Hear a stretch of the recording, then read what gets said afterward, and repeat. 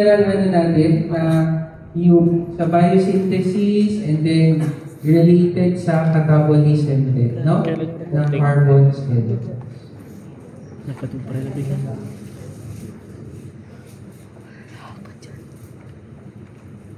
Ano nang sagot mo? Na-search ko na? Tyrosine. So, catabolism of tyrosine, no? Will form your melanin. So, pwedeng alkaptonuria, meron din siya, ano?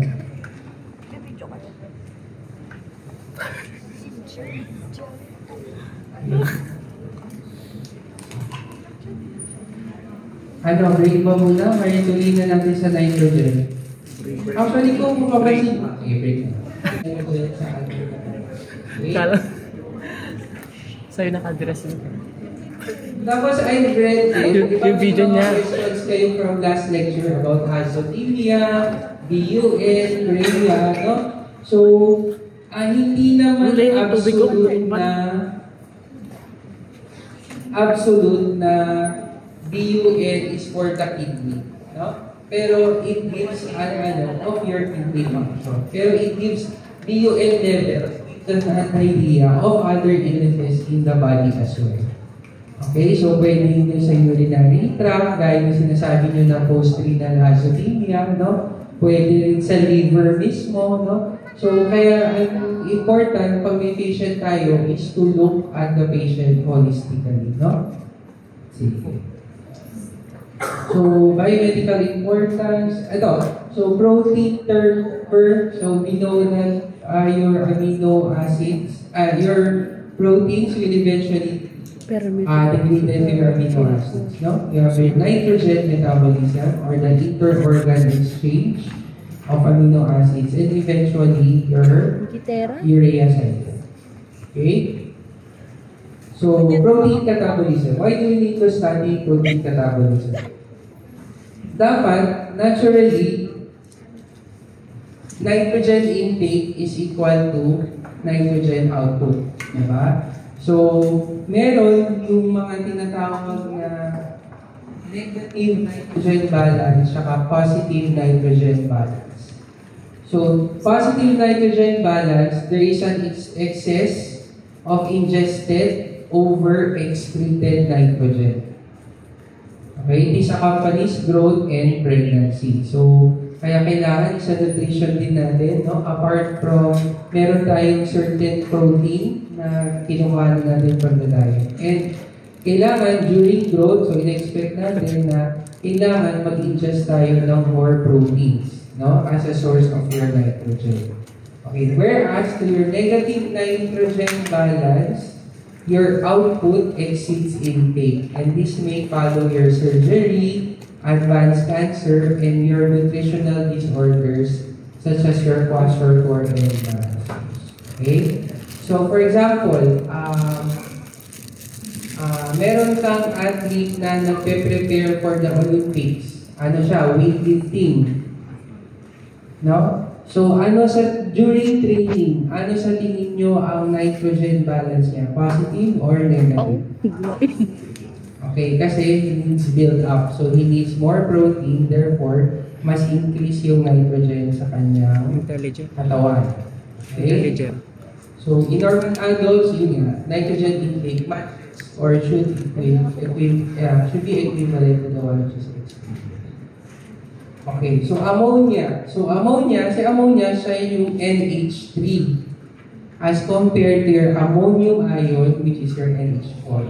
Okay, pero interchangeable yan kasi some reaction form your NH4 while some reaction in the body, example, here form your NH3. Gas form yun which is dissolved in your blood. Okay? So ammonia is highly toxic and arises in humans primarily from the alpha amino nitrogen of amino acid. So we all know about that. Yung figure natin sa amino acid, yung N group. So doon nanggagaling yung ammonia sa katawan. Okay? The tissues therefore convert your ammonia to to the amide nitrogen of the non-toxic amino acid glutamine. Okay, so ito yung ginagawa natin sa katawan, no? So, ina-attach si ammonia sa iyong glutamine using what enzyme? Sa most tissues? Glutamine synthase. Okay? So, okay. Subsequent deamination of glutamine in the liver. So, naalala niyo yung figure from most tissues, yung glutamine. Di ba may sabi ako may mali sa figure? From most tissues, hindi siya aakyat ng intestine.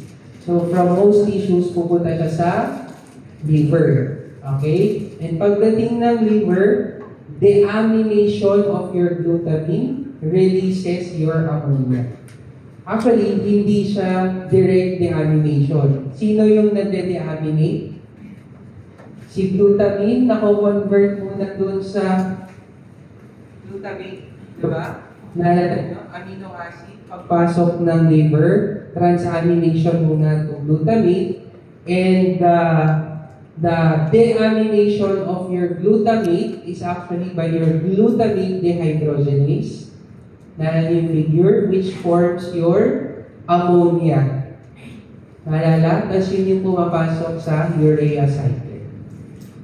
Okay? Remember nyo? Para hindi kayo So, if liver function is compromised, such as in your cirrhosis, hepatitis, there is elevated blood ammonia levels which generate your clinical signs and symptoms. Okay, so yung increased blood urea nitrogen, no, or increased ammonia, iba kasi yun eh. Iba si urea, which is your azotemia, ay azotemia lahat ng nitrogen, no? Pero pag ang increase is ammonia, that is your hyperammonemia. Okay? But in general, they are all called azotemia when all the nitrogen in the body is increased. Okay, so in liver function is compromised, no? Increase natin, expected natin na mataas ang ammonia levels. Okay? So, protein kernel. So, clear yun. Why do we need to study protein catabolism? So, medyo direction, no? From proteins to your amino acids. Kasi before pa naman metabolize yung nitrogen, before pa metabolize yung carbon skeleton sa amino acids, no? Proteins must first be converted to your amino acids. Okay, naalala yung ano natin? From genes to proteins and your proteins to amino acids. Okay, so protein turnover.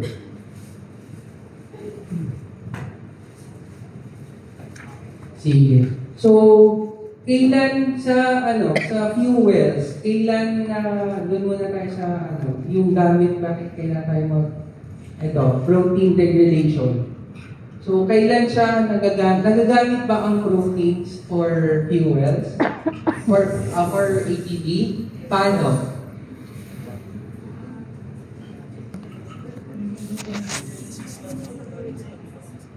Gluconeogenesis? Paano?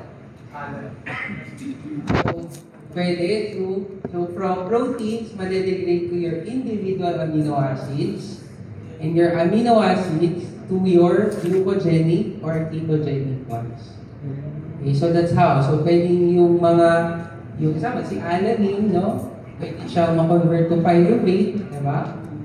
And then eventually to glucose, ilalabas niya din, no? And other amino acids which produces your acetyl-CoA, no? So, pag may increase acetyl-CoA, eventually, oxidative phosphorylation pa rin. Okay? So, nangyayari yan, syempre, during fasting, no? So, prolonged fasting na yan. However, hindi lang sa fasting nangyayari. Sabi dito, structural rearrangement. So, hindi lang to produce energy, kaya tayo nagdegrade ng proteins ng katawan natin. Okay? So, for example, uterine tissue during pregnancy and skeletal muscle starvation. So, nabanggit na natin yan. Okay? Yung uterine tissues kasi, kailangan niya, habang tumatagal yung pregnancy, nagkakaroon talaga ng structural rearrangement yan. So, from your physio, From your histo, we know that your uterine tissue is muscles and glands. Diba? So, syempre sa glands, kailangan pa rin ng mga receptors doon, diba? Sa muscles, kailangan pa rin ng proteins doon. Okay, so pag nag-restructure, meaning some are degraded while some are built up. Okay, so amino acids not immediately incorporated into new protein are rapidly degraded. Okay, so ito na yun. The carbon skeletons, remember from our previous discussions, is converted to your amphibolic intermediates. Remember, sila acetyl-CoA, pyruvate, succinyl-CoA, propyl-CoA, fumarate, no? Yan yung mga amphibolic intermediates nila, which can be used for energy. While in humans, the amino nitrogen, so again, pabalik-balik tayo, is converted to urea and excreted in your urine. Okay? So, ngayon, yung proteins natin have different rates at which they are degraded. Meron tayong tinatawag na half-life. So, yung half-life yung T1/2, na-encounter nyo na nun?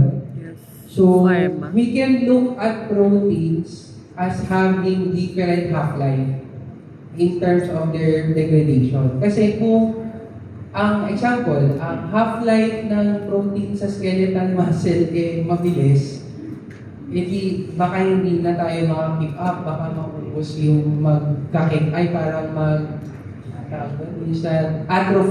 mag-atrophy yung muscles natin. So, expect natin na ang half-life ng proteins natin sa skeletal system, matagal. Okay? As compared to your regulatory proteins. Kasi hindi lang naman ang proteins, may enzymes ka, may receptors ka, remember? So, if we look at protein degradation, we can look at half-life. Kasi, kung ang half-life naman ng isang protein mabilis, so saan siya sa tingin nyo kailangan? Pag mabilis lang. So, mga hindi kailangan, yung kumbaga, lalabas lang yung protein na yun kung kailangan siya. Okay? Example yan. Example, si insulin, protein yan, di ba? Peptide yan. So, si insulin, anong expected nyo na half-life niya? Madali ba siya? Mahaba o maikli? Maikli. Very good. Kasi, lalabas lang si insulin kapag kailangan mag-store. Kasi kung si insulin, mahaba ang half-life niyan, edi nandyan lang siya forever. Kung later on pa siya madedegrade. So, kaya sinasabi dito, proteins have different rates at which they are degraded. Okay? Ito, example, yung housekeeping enzymes nyo, such as those involved in glycolysis, have T1/2 values over 100 hours. No? So, housekeeping siya, ibig sabihin, kailangan nandyan siya most of the time. As compared to your regulatory enzymes, no? Such as yung mga receptors nyo, yung mga yan, sila insulin, no? They have T1/2 values of low 0.5 to 2 hours. Okay? So, may important na term sa housekeeping tsaka sa regulatory is na inducible. So, sino sa tingin nyo ang inducible? Si housekeeping o si regulatory enzyme?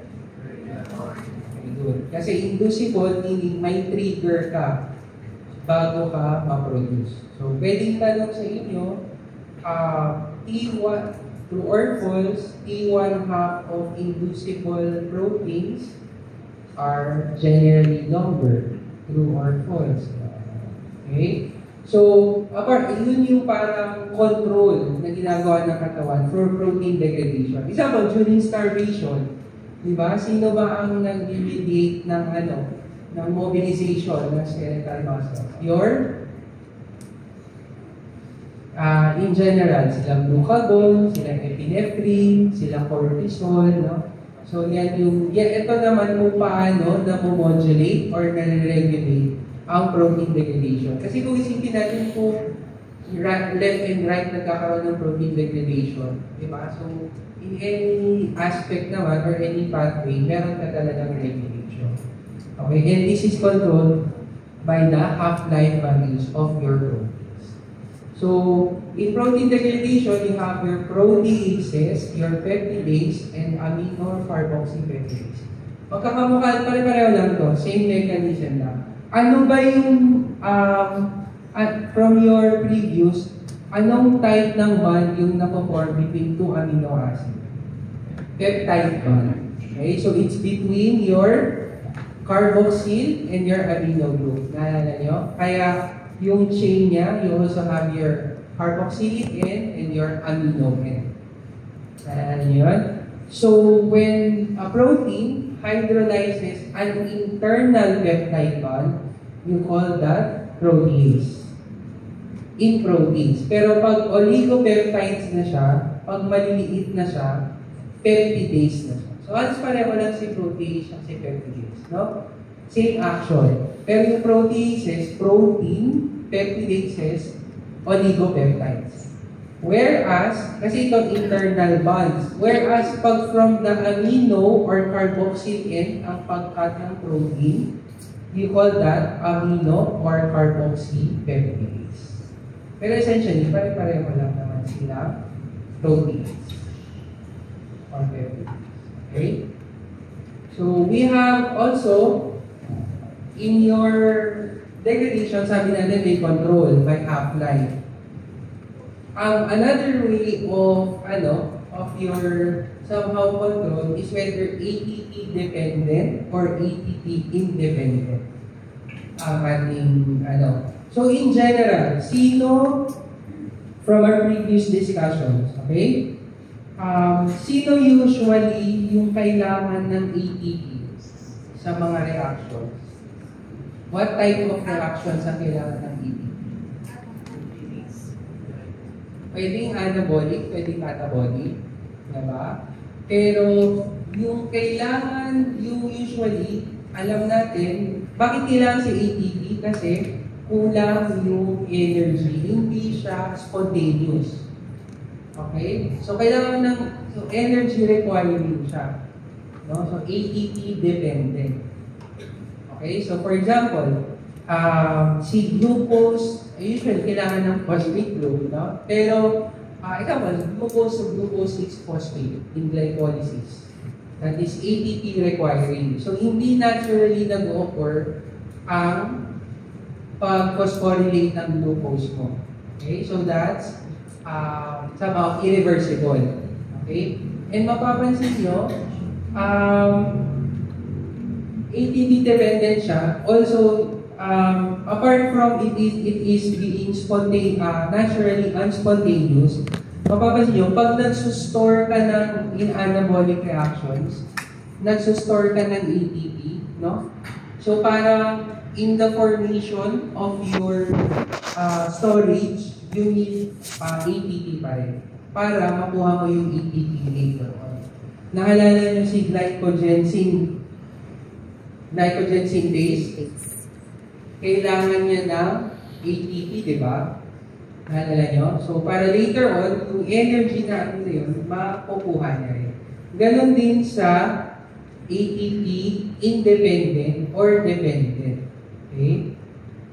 So, ATP dependent, so, you would need, it's either you would want, it's not spontaneous naturally, like your ubiquitin pathway. No? So your proteasome ubiquitin is actually ATP dependent. Okay? So subsequent degradation, so your ubiquitin proteasome degradation needs your ATP. Okay? Bakit? Kasi mapapansin nyo, sa unang step pa lang, no, kailangan na ng ATP. So ito si ubiquitin nyo.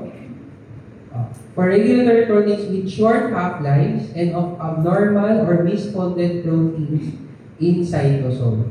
Okay, so kailangan mag-invest ng katawan natin na ma-stop na agad yung regulatory proteins na yan. So proteins undergo polyubiquitination, the ligase catalyzed attachment of 4 or more additional ubiquitin molecule. Okay, so ayan siya. So ito yung protein nyo, tapos ito itong ubiquitin. Si ubiquitin kasi siya yung magdedala ng signal nyo, yung kumbaga siya yung signal sequence nyo, papunta na proteasome. So, ito si proteasome. Yung parang pan. Okay? So, subsequent degradation takes place in the proteasome consisting of macromolecular that harbors active cells. Okay, so that's ATP dependent. As compared to your ATP independent, this includes your blood glycoproteins, no? ATP independent. So, para paano na-degrade yung ating mga proteins natin. So, na-recognize daw ng ating acylo-glycoprotein receptors. Okay, also, your extracellular membrane-associated and long-lived intracellular proteins are also degraded in your lysosome. Si lysosome kasi yung ano natin, di ba? Siya yung dito, organelle for degradation. Diba? So, ATP independent naman. Okay. So, mas kailangan tayong mag-invest sa ATP dependent na proteasome, ubiquitin proteasome degradation, as it is needed for regulatory proteins of short half-lives and of abnormal or misfolded proteins in the cytosol. Sila kasi agad yung kailangan nating ma-degrade. Okay? As compared to your ATP independent, such as your extracellular, membrane-associated, long-lived intracellular proteins, so pwede na sila sa lysosome. Okay? Pero for those na kailangan ma-degrade agad, we need energy. Okay? So that's good. Now let's go to nitrogen metabolism. Okay tayo sa protein. So from protein to amino acid, remember the enzymes, remember the control, remember half-lives, no? ATP dependent and ATP independent. So yun naman yung important. Okay, tsaka syempre yung gamit ng protein degradation natin. Bakit siya kailangan mag-degrade? Okay, catabolism of proteins. Now let's go to nitrogen elimination. Okay. So again, from our previous, same slide lang yata to, excess nitrogen sa urine. The kidney adds small quantities of ammonium ion, diba, during respiratory acidosis. Kasi ang respiratory acidosis, there has increased H+ in your blood because of the kidney resistance. And you have your metabolic compensation, the renal compensation, that is to remove the excess hydrogen in the urine. Okay, and it does this by increasing the ammonium ion produced in the using your glutaminase enzyme. Naalala nyo to? Glutamine in the blood not only goes to the liver, but it can be readily filtered in the kidney. No? And with the LH3 produced by glutaminase and the H+, in the blood, convert niya si ammonia to LH. So parang mini-nature niya na yung H+ ma-release sa urine natin during acidosis. Okay? So, there. So that's the importance of kidney adding small quantities of ammonium ion in the urine to regulate your acid-base balance. Okay? So, anong part ng renal tissue na ba kayo? Anong part ng tubule? Kasi bawat part ng renal tubule meron siyang specialized receptors. Okay? So, I think sa yung towards the end na, so, proximal is yung H+, yung after ng distal convolution. Collecting duct, yung H+ na. Okay? So, galing. So, most excess na ito na, balik-balik, goes to the blood to the kidney. Okay? So, urea cycle, pag nitrogen metabolism. The fate of nitrogen is eventually towards your renal cycle. Ayan. So, amino groups. So, alam na natin to. Yung amino groups from your degraded amino acids, it must not escape your blood. So, it is first by transamination reactions to glutamine. Kasi if there is an excess concentration of ammonia in the blood, kailan nangyayari ito? From our previous discussion, problem in your liver. Diba? Or kaya, kailan pa-increase yung ammonium? Pag-increase yung protein catabolism, yung increase yan, or intake. Okay? So, tsaka syempre, yung most tissues, pag may pathology din doon, pwede rin siya pag-produce ng ammonia. So, most tissues in excess acts as glutamine by attaching your ammonia to your glutamine. And muscle sends nitrogen to the liver by alanine and smaller quantities of amino acids in addition to glutamine. So it's not solely glutamine or alanine, doctors. Ibang amino acid rin can reach your liver. Kaya yung sa figure natin, yung sa right side, di ba sa left alanine, sa right side, ang starting point niya is amino acids, which will form our glutamine. Ito pala. So, of your nitrogen, so si intestine, ammonia in portal blood, most tissues through glutamine can go to your liver, glutamine can also go to the kidney, alanine can go to your liver. And yung starting material are actually amino acids. Yung sa right side, amino acids yan, hindi lang alanine or glutamine. Okay? Remember that. So, yeah. So, i-review pa rin natin yung mga yung mga transamination. So, paulit-ulit na tayo dyan. Your central amino acids, how they are connected to your transferases and your catabolism of your amino acid carbohydrates. And you have your interorganization. Ganun pa rin yun. Post-absorptive is actually few hours after your absorptive state. Okay? So, during post-absorptive state, so parang that is when gluconeogenesis and your glycogenesis is in place. Diba? So, namomobilize na rin yung mga amino acids natin. No? Particularly, your alanine and your glutamine are released from your muscles. Okay? So, so glutamine during post-absorptive state serves as a source of ammonia. Provides station of oxygen for uptake of peripheral tissues. Okay? So, branched-chain amino acids, particularly valine, are released by muscle and taken up predominantly by the brain. Okay, so branched-chain amino acids. Because we know that your branched-chain amino acids are what are formed? Eventually, your acetylcholine, diba? And eventually, your glucose. And that is used primarily by the brain. Okay? During post-absorptive state. And we know about your glucose-alanine cycle. So from there, to pyruvate, and then alanine to pyruvate, and eventually to glucose. How about in the absorptive state?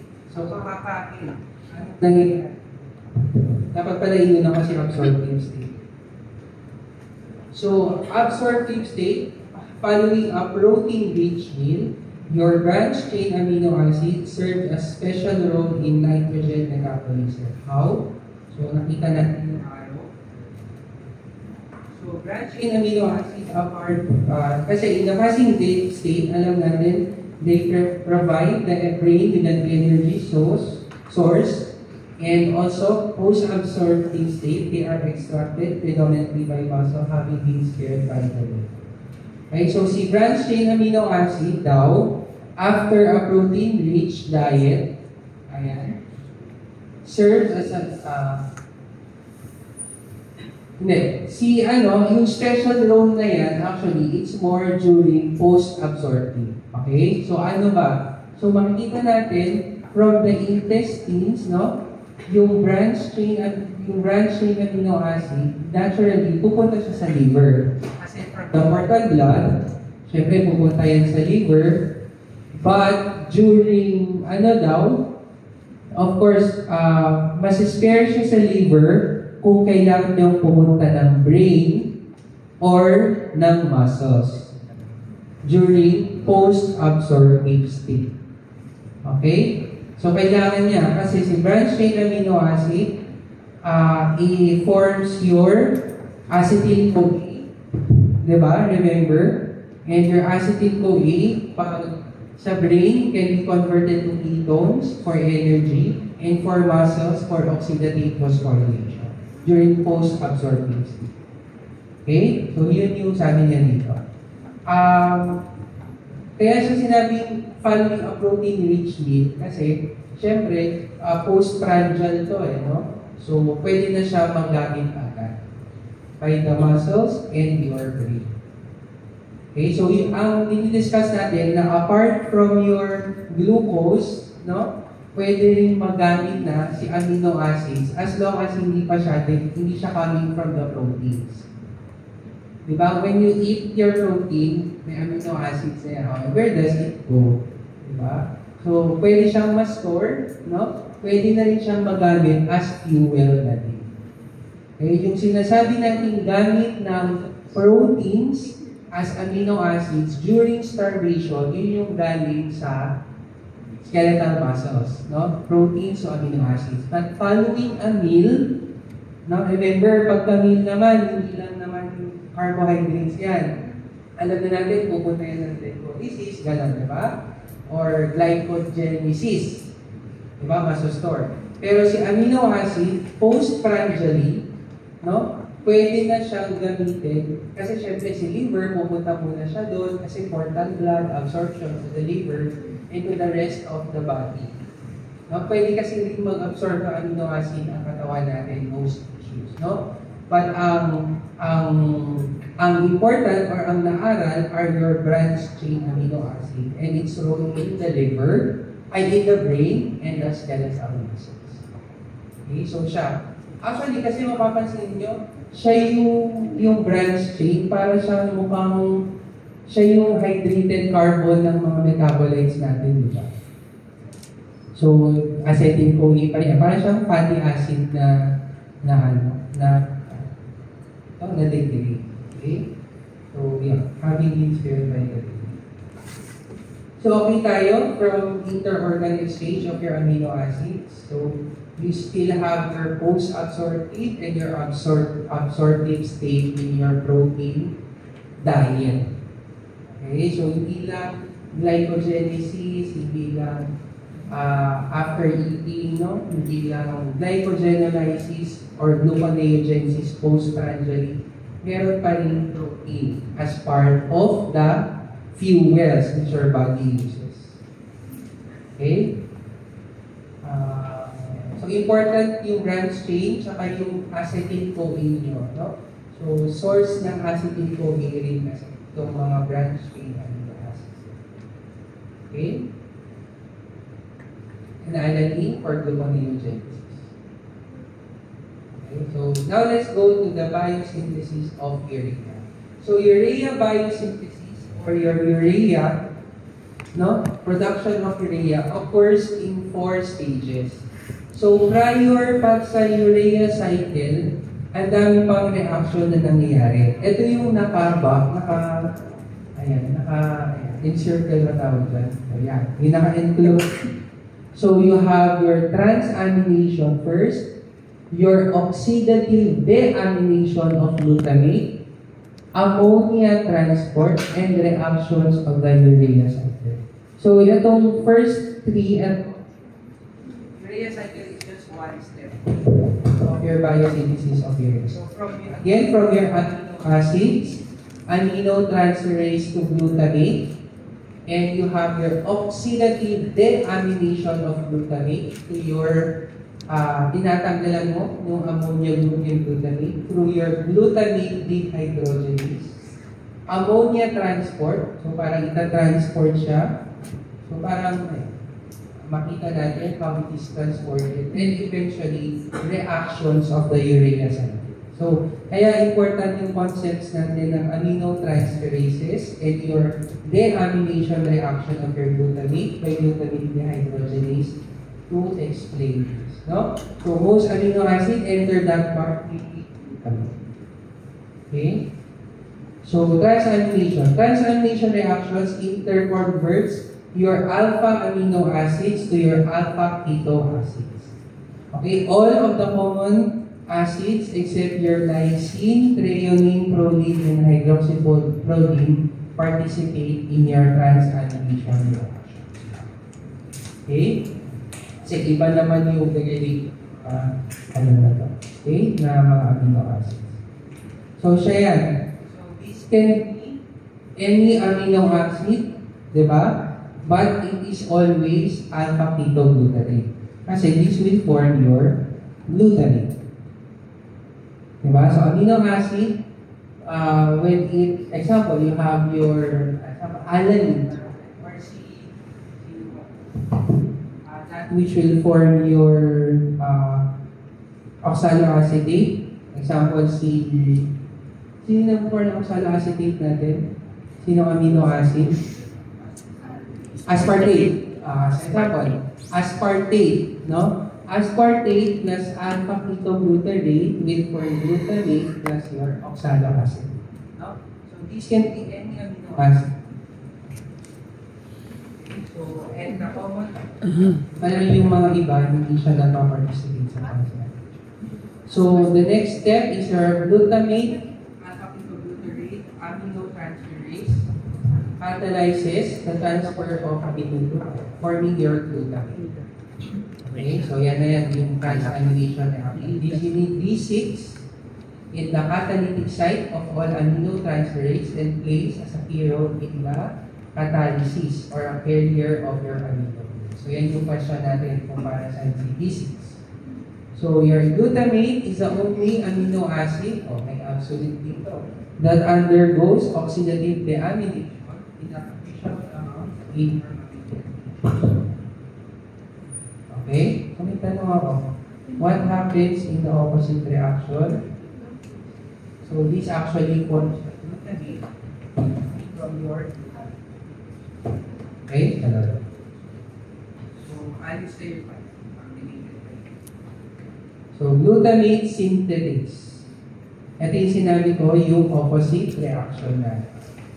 So, kung glutamate releasing your amino acid is your glutamate dehydrogenase. Glutamate synthetase actually produces your glutamine from your glutamine.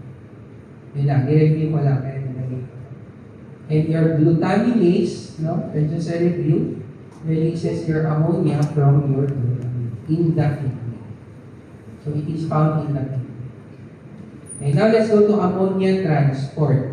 So ammonia, excision into urine of ammonia produced by renal tubular cell facilitates cation conservation and regulation of acid-base batteries. Ammonia production form from intracellular, especially glutamine, increases in metacidosis and decrease in metallosis. So it's more of transport lang, how your ammonia is transported from the ones which produce it. Again, ammonia does not only come from the liver, di ba? So it comes from the kidney, no? And it can be released again by most tissues. Hindi lang naman during glutamation. Okay? So, now when you enter urea cycle, that's when your ammonia comes in. So, yung starting materials, your ammonium ion, your bicarbonate, and 2 AT. Okay? Remember, the synthesis of one molecule of urea requires 3 moles of ATP. So, sa first step, tsaka yung step on cyclolate by your arganoxylate synthesis. Okay? So, energy requiring. Hello. Okay? While ammonium ion are consumed, so nako-consume, so in effect, the ammonia in your urea comes from what? Comes from your ammonium ion and what else? Saan pa siya nanggagaling? Sa urea natin. Discover natin mamaya. So anyways, si ammonium ion, si carbon dioxide, si ATP, and si aspartate Kasi aspartate pala yung isang source, no? Are all consumed. However, its ornithine is the one which is regenerated. Okay? Which makes it a cycle. Kasi kung lahat eliminate, no? Carbon dioxide, ammonium, no? Lahat ng carbon at ammonia, no? Kung one state lang siya, hindi siya cycle. Pero meron kasing nare-regenerate, which is your ornithine, which enters again as citrulline. Okay? Some reaction ito, important din to, occur in the matrix and others in the cytosol. Okay? So kaya pansin nyo, may division siya. Meron kayong reaction sa cytosol, meron kayong reaction sa mitochondrial matrix. Okay, so there are 4 steps. So 4.1, 2, 3, 5 pala. So 5 steps in your urea cycle. Okay, so the first step is condensation. No? So when in condensation, nagko-combine si carbon dioxide in the form of HCO3, no? And ammonia and ATP to form your carbamoyl phosphate. Okay? Actually, meron kang carbamoyl phosphate synthase sa cytosol, sabi dito. Okay? It uses glutamine rather than ammonia as your nitrogen donor. Makikita din natin sa urea cycle disorder why there is an importance of studying these 2 types of carbamoyl phosphate. Okay? Synthase. Okay? So, the rate-limiting enzyme is active, this is the rate-limiting enzyme of your urea cycle, and it is active only in the presence of N-acetylglutarate. Okay? Okay, next step. Ornithine transcarbamylase. Okay? So, transfer of the carbamoyl group of carbamoyl phosphate to ornithine forms your citrulline. Okay? And the entry of your ornithine to mitochondria and exodus of citrulline therefore involve mitochondrial inner membrane permeases. So sa citrulline, so again, parang shuttle din to, no? In between your cytosol and mitochondria. Next, your arginosuccinate synthetase, no? Links aspartate to citrulline via the amino group of aspartate. Okay, so provides the second nitrogen of urea. Okay, so yung first nitrogen comes from the ammonia and the second nitrogen comes from the amino group of aspartate. Okay, and then arginosuccinate lyase leads your arginosuccinate to arginine and your fumarate. Okay. The reaction proceeds with the retention of all 3 nitrogens in arginine and the release of the aspartate skeleton as fumarate. Okay, so saan nagagaling yung nitrogen again? Bakit 3 nitrogens to? Ammonium, aspartate, asan yung pangatlo? Ha? Kasi sabi dito, the reaction proceeds with the all 3 nitrogens in arginine and release of the aspartate skeleton as fumarate. Okay? So ano ba ang structure ng arginine natin? Sige, review yung structure ng arginine. Ilan yung nitrogens na?